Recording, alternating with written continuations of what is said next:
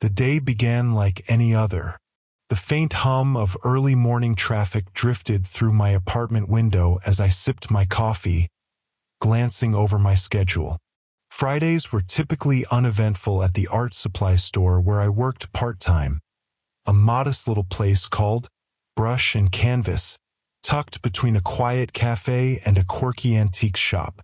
It was the kind of store that drew in artists, crafters, and the occasional student scrambling for last-minute supplies for their design classes. Most of the time, the customers were regulars, the type who could rattle off obscure brush types or debate the merits of oil versus acrylic paint. But every now and then, we'd get new faces, usually harmless hobbyists or curious passers-by. Except today, the new face that walked through the door was unlike anyone I'd ever met. I arrived a little early to the store as usual to set up.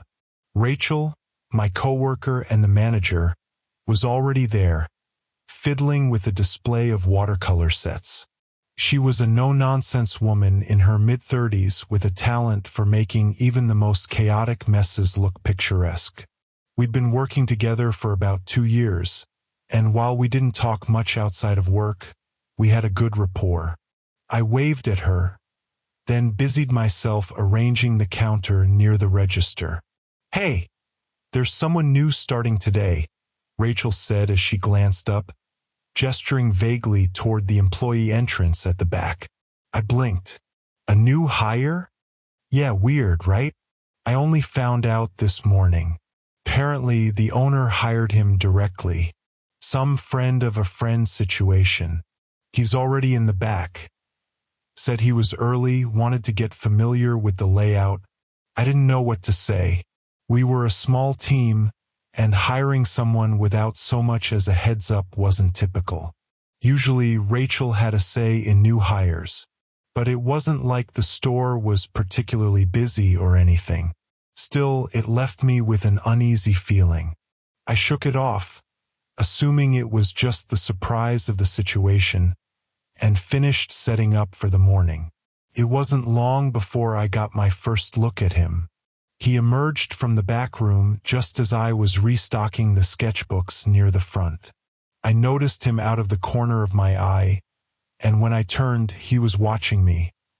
Not in a creepy way exactly, but in that blank, detached manner that's unsettling because you can't tell what they're thinking. "Hi," he said, his voice low and even. "You must be Tom." I nodded slowly, taking him in. He was tall and gaunt, with a pale, almost waxy complexion that seemed to drain what little light the store had on this overcast morning. His hair was jet black, slicked back neatly, and his eyes. They were the strangest shade of green I'd ever seen, vivid like stained glass. For a moment, I wondered if he was wearing contacts. His uniform, though brand new, looked almost old-fashioned, as if he were wearing a costume rather than a standard-issue polo and khakis. Everything about him seemed slightly off, from his unnaturally straight posture to the way he barely blinked. "Yeah, that's me," I replied, trying to keep my voice neutral. "And you are?" "Ethan," he said, a smile curling his thin lips. "Nice to meet you." He held out a hand, and I forced myself to take it. His grip was surprisingly firm, but his skin was cold, almost clammy. I resisted the urge to pull back too quickly. "So, Rachel filled you in on how we run things?" I asked awkwardly, releasing his hand. "She did. Very thorough," he replied, still smiling that odd, too wide smile. I nodded again, feeling more out of place than ever. I couldn't shake the feeling that something was off. The way he moved, the way he spoke. It was all so deliberate, so precise, as if he'd practiced the motions 100 times in front of a mirror. I had no idea how long he'd been working retail, but it was clear he didn't have much experience. Even the way he walked around the store felt unfamiliar, like he wasn't used to navigating a place with so many small, breakable items. Still, I tried to be friendly, showing him where we kept the registers, how to organize the receipts, and what to do if a customer asked for something we didn't carry. He nodded at everything I said, but I got the distinct impression he wasn't really listening. Or rather, he was listening too intently. His gaze never left my face, and his smile never wavered, no matter what I said. By the time the first customer of the day arrived, an older woman looking for oil pastels, I was almost relieved to step aside and let Rachel handle the transaction. I pretended to busy myself in the aisles, but I couldn't help glancing over at Ethan every few minutes. He was standing perfectly still behind the counter, watching Rachel and the customer with those sharp green eyes. It wasn't until around lunchtime that I had a chance to speak with Rachel alone. Ethan had taken a break, vanishing into the back room without a word. I leaned against one of the shelves, lowering my voice as Rachel tidied up near the paint section. "So, what's the deal with this guy?" I asked, trying to sound casual. Rachel shrugged, but I noticed a slight frown on her face. "No idea. Like I said, the owner hired him directly. Called me this morning and said we'd have a new guy on the floor. Didn't ask me or anything. Does he seem, I don't know, weird to you?" She shot me a look. Of course he seems weird, but who knows? Maybe he's just nervous. Or one of those quiet types. I hesitated. "I don't think it's just that." He was standing behind me while I was restocking earlier, and I swear, I didn't even hear him come up. One second I was alone, the next he's just there. Rachel gave me a skeptical look. "So he's quiet. That's not a crime." "I know, but..." I trailed off, unsure how to explain the sense of unease that had been growing since he arrived. "Just keep an eye on him, okay?" She rolled her eyes but nodded. "Fine. But seriously, don't start jumping at shadows. He's probably just some awkward guy who needed a job." I tried to let it go, but as the day wore on, my discomfort only grew. It wasn't just the way Ethan moved, it was the way the customers reacted to him. Every time someone walked up to the counter, they hesitated, as if sensing something was off. One man even turned around and left without buying anything, muttering something under his breath as he glanced back at Ethan. And then there was the incident with the scissors. It happened around mid-afternoon. A young woman, maybe in her 20s, came in looking for embroidery scissors. She found a pair she liked, but when she brought them to the counter, she seemed uncertain. I was stocking paintbrushes nearby, and I glanced over just in time to see her hand them to Ethan. He took the scissors from her, and for a split second, his fingers tightened around the metal handles. "Are these for a project?" he asked, his tone light and conversational. "Yes," she replied hesitantly. I'm starting an embroidery piece." "Lovely," he said, smiling that unsettling smile again. "It's such delicate work. So easy to make a mistake and cut the wrong thread." His gaze lingered on the scissors, and something shifted in his expression. It was subtle, barely noticeable, but for a moment, his smile seemed to stretch just a little too wide, his eyes gleaming with something dark. The woman must have sensed it too because she reached out quickly, snatching the scissors back from him. I'll just take these," she stammered, her face pale. "Of course," Ethan murmured, his voice as smooth as silk. The woman practically shoved a few bills at him, not bothering to wait for her change before rushing out the door. Ethan watched her go, still smiling, before turning and catching my eye. His smile faltered, just for a moment, and something cold flickered in his gaze. Then, just like that, it was gone. He turned away, calmly placing the scissors back in the bag as if nothing had happened. but I couldn't shake the feeling that I'd just seen something I wasn't supposed to see. Something that made my skin crawl. Something that had no place in a quiet little art store on a Friday afternoon. The rest of the day passed in a tense blur. I kept one eye on Ethan whenever I could, half expecting something else to happen. But after the incident with the scissors, he returned to his eerily quiet self, calmly ringing up customers and moving through the store with that same unnatural grace. By the time Rachel finally announced that it was time to close up, I felt drained, as if I'd been holding my breath for hours. "Hey, Tom," Rachel called from the back of the store, breaking me out of my thoughts. "Can you finish up the rest of the closing checklist? I'm going to count the register." I nodded absently, still keeping an eye on Ethan as he tidied up near the front.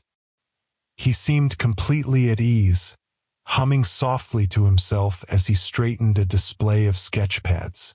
It was the first time I'd heard him make any sound that wasn't directly related to speaking, and it made my stomach twist uncomfortably. The melody was strange, disjointed, almost like a lullaby that had been distorted somehow. As I moved through the store, turning off lights and locking up cabinets, I tried to shake off my unease. Rachel was probably right. Maybe I was jumping at shadows. But every time I glanced back at Ethan, the same thought crept into my mind. There's something wrong with him, something I couldn't put my finger on, but something that made the hair on the back of my neck stand on end. It wasn't until we were nearly done that Rachel spoke up again. Her voice casual, but with an edge of something I couldn't quite place. "Hey Ethan, we usually leave through the back. You good locking up the front?" Ethan turned slowly, his smile still plastered in place. "Of course," he said softly. "I'll take care of it." "Great," Rachel replied, flashing me a quick look. "Tom, can you show him how to set the alarm system?" I hesitated, not wanting to be alone with him, but I couldn't think of a reason to refuse. With a forced smile, I walked over to the entrance, gesturing toward the small security panel beside the door. "It's pretty simple," I said, trying to sound normal. "Just type in the code, then hit arm. You've got 60 seconds to get out before the alarm kicks in." Ethan nodded slowly, watching my fingers as I demonstrated the process. "Got it," he murmured, but there was something strange in his gaze, an intensity that made me want to step back. I swallowed, stepping away from the panel. "All set then?" "Yes," he said, still smiling. "Thank you." I nodded awkwardly, lingering just long enough to make sure he actually knew what he was doing. As I turned to go, I felt his eyes on my back, and I couldn't help glancing over my shoulder.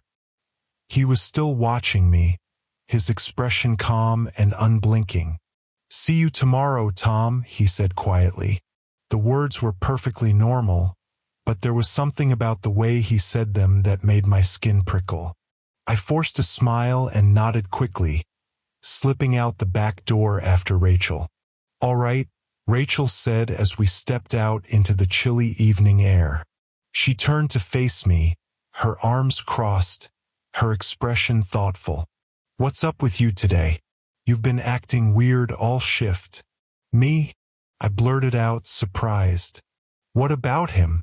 Rachel raised an eyebrow. "Yeah, he's strange, I'll give you that.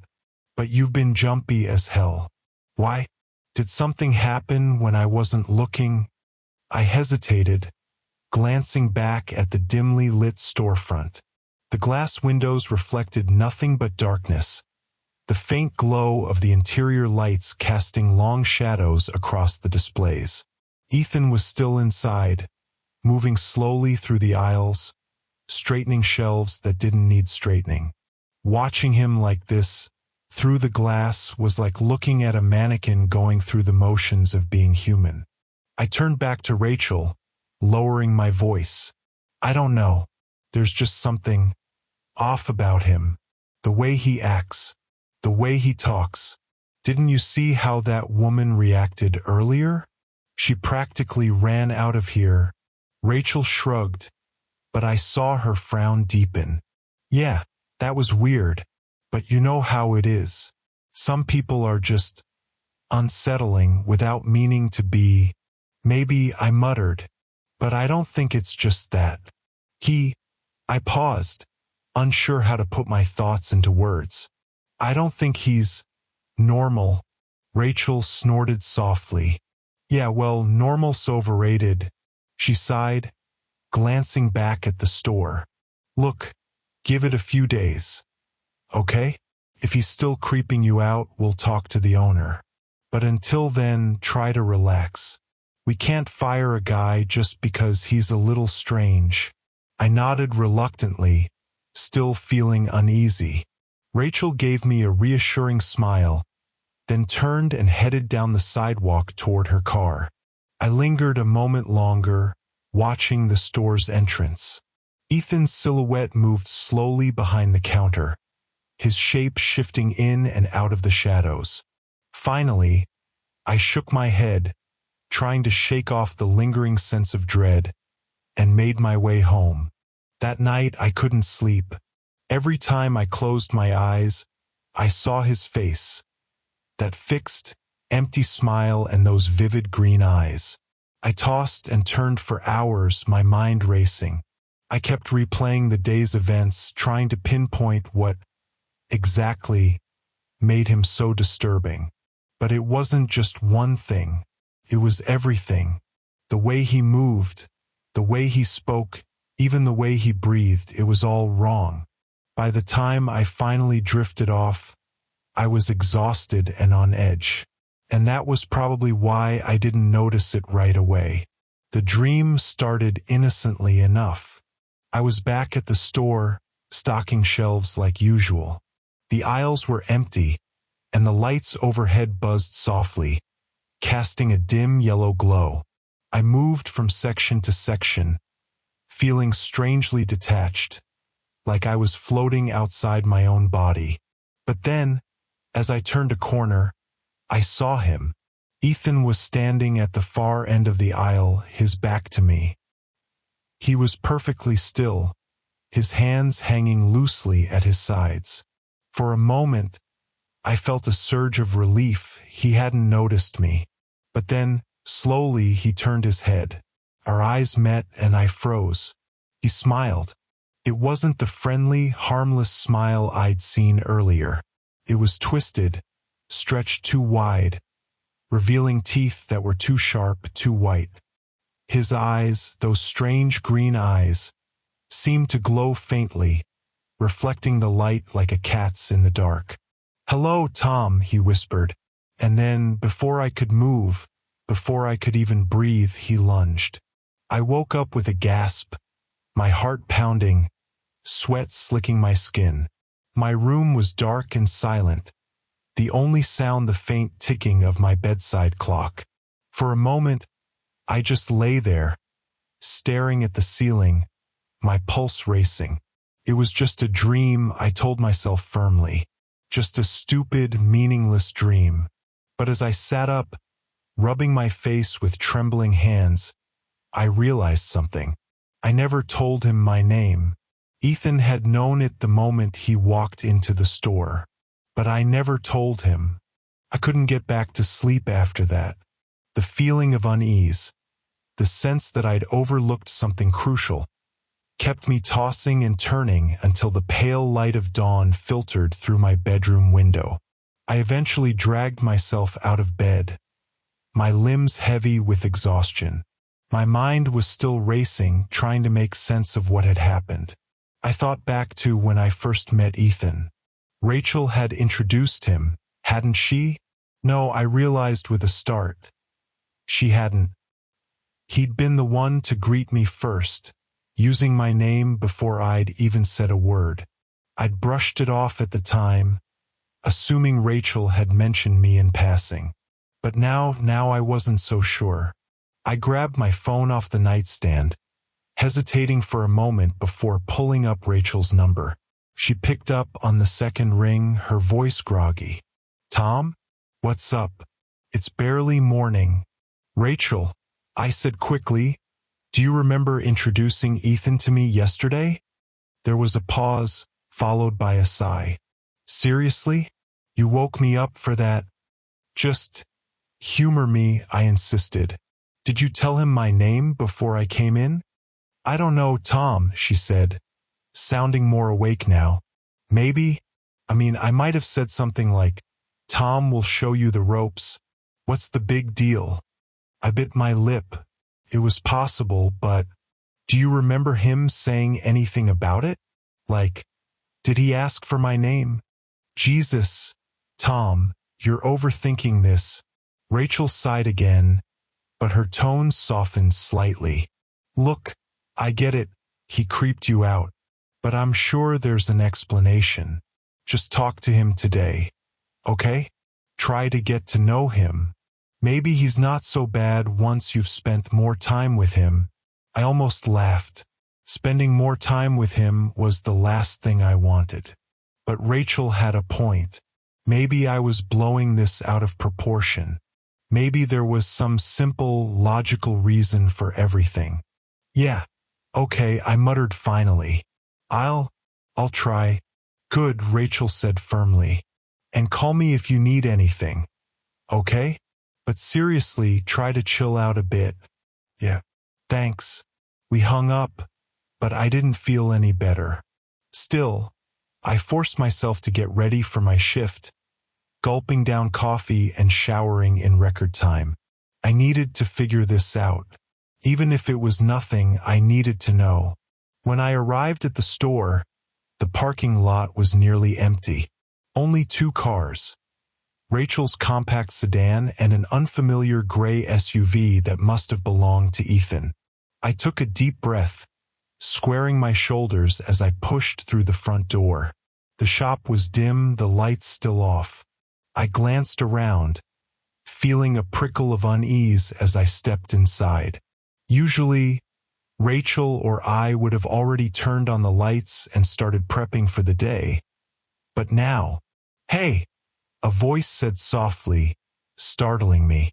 I jumped, spinning around, and there he was, standing just a few feet away, his silhouette barely visible in the low light. Ethan. He was still wearing the same uniform from yesterday, but somehow it looked even more out of place. His eyes, those unsettlingly green eyes, seemed to catch the faint light, almost glowing as he watched me. Sorry, he murmured. His smile soft and apologetic. Didn't mean to scare you. No, it's fine, I said quickly, trying to sound normal. Just wasn't expecting anyone yet. I like to get in early, he replied, tilting his head slightly. Gives me time to adjust. Adjust? I echoed, frowning. To the place, he explained. The atmosphere. It's different when it's empty. Don't you think? I had no idea what he was talking about, but I forced myself to nod. Yeah, I guess so. We stood there for a moment, the silence stretching out awkwardly between us. I shifted uneasily, glancing around. Something about the store felt wrong, like the air itself was thicker, heavier somehow. I should turn on the lights, I said finally, breaking the tension. I moved quickly to the switch panel near the door, flipping the overheads on. Bright fluorescence flooded the room, chasing away the shadows. I turned back to Ethan, half expecting him to still be watching me. But to my surprise, he'd turned away, his attention focused on a display of canvas rolls. He was humming again, that strange, discordant tune, as he adjusted the neatly stacked materials. Did Rachel show you where everything is? I asked, trying to sound casual. She did, he murmured without looking up. Very helpful. Great, I said awkwardly. So, where are you from? Ethan paused, his fingers lingering on one of the canvases. For a moment, I thought he wasn't going to answer. But then he turned, his smile widening just a fraction. "Nowhere special," he said softly. "Just here and there." I blinked. "Here and there? Like you move around a lot?" His eyes seemed to darken, just for an instant. "Yes," he said simply. "I suppose you could say that." I didn't know what to say to that, so I just nodded, forcing a smile. "Well, I'm glad you're settling in. If you need anything, just—" "I know," he interrupted gently. "I'll ask." And then he turned back to the canvases, his movements smooth and almost graceful, like a dancer. I thought suddenly, feeling another shiver run down my spine. I cleared my throat, stepping away. I'll be at the register." "Of course," Ethan murmured. I hurried to the front counter, my heart pounding. I'd meant to talk to him, to try and figure out what was bothering me, but it was no use. He was just as strange, just as unsettling as ever. Maybe more so. And the worst part was, I couldn't shake the feeling that he was playing with me. Like he knew exactly what I was thinking, what I was afraid of, and he was enjoying it. The rest of the morning passed in a blur. Customers trickled in and out, most of them regulars who barely glanced at Ethan as they picked up their supplies. I tried to focus on my work, but every time I looked up, he was there, standing just a little too close, watching just a little too intently. Around noon, Rachel finally showed up, breezing in with a quick wave and a cup of coffee. She shot me a questioning look, and I shook my head slightly. There was nothing I could say without sounding paranoid. She sighed, then turned her attention to Ethan, chatting easily with him as if nothing were wrong. I wanted to tell her everything. The strange humming, the way he moved, the dream, but I knew how it would sound. Like I was crazy, like I was the one overreacting. So I kept quiet, forcing a smile as Rachel and Ethan worked together to restock the paint aisle. But every time Rachel laughed at something he said, I felt a fresh wave of unease, because I couldn't shake the feeling that I was missing something important. And then, just after lunch, it happened. I was manning the register when a man walked in, middle-aged, neatly dressed, with a distracted look on his face. I barely glanced at him, offering the usual greeting as he made his way to the back of the store. But the moment he passed Ethan, everything changed. Ethan went still, his smile fading.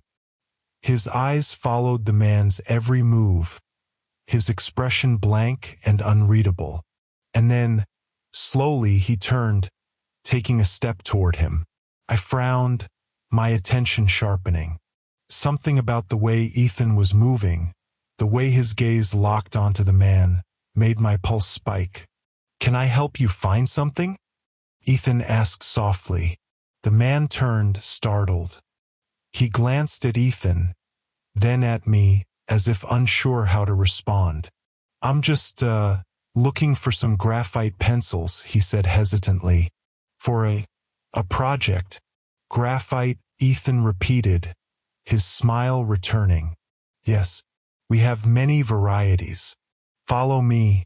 And then, without waiting for a response, he turned and glided down the aisle.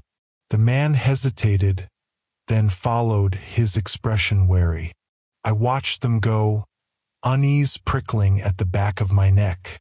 Something about the way Ethan had spoken, the way he'd looked at the man, sent a chill down my spine.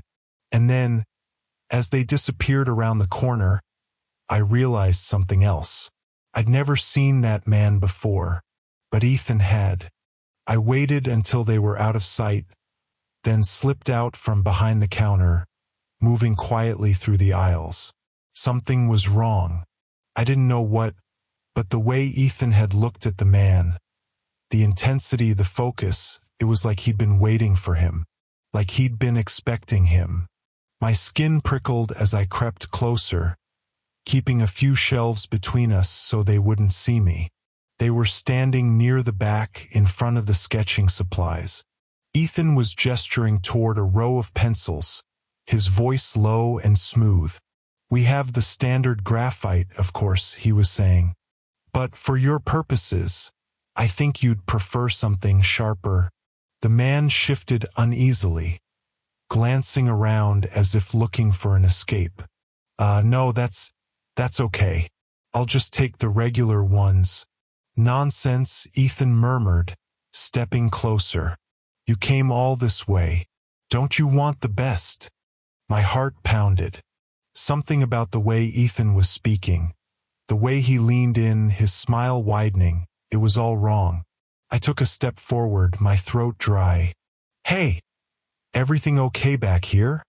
I called, trying to sound casual. The man jumped, turning toward me with a look of pure relief. Yes, just looking for some pencils," he said quickly. "I think I've got what I need." Ethan turned slowly, his smile fading just a fraction. For a split second, something dark flickered in his eyes, and I felt my breath catch. Then, just as quickly, the darkness vanished, replaced by that same blank, pleasant expression. "Tom," he said softly, "we're fine." But we weren't.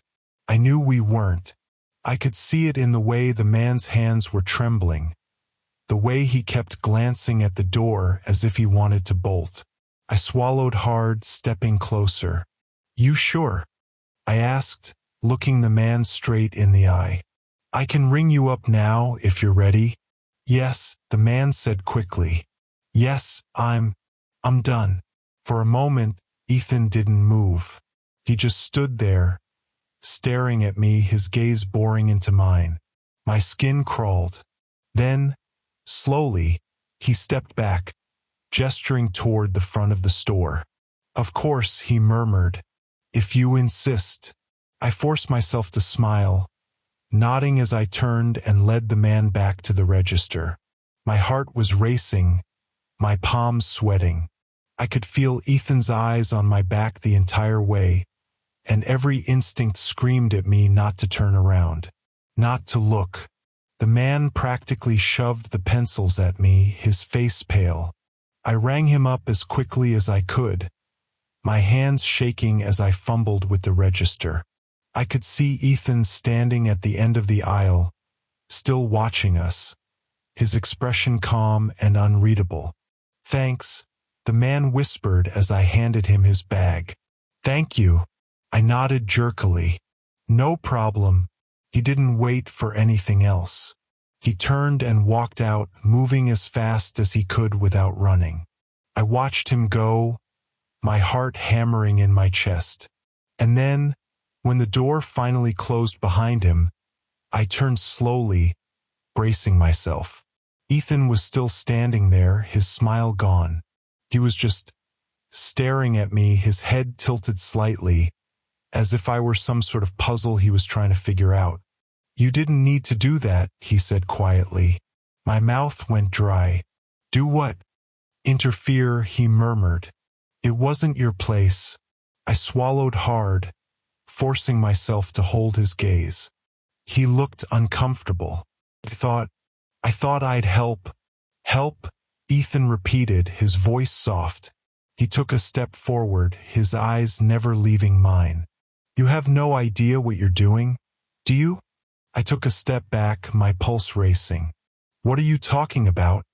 Ethan's smile returned, slow and almost pitying.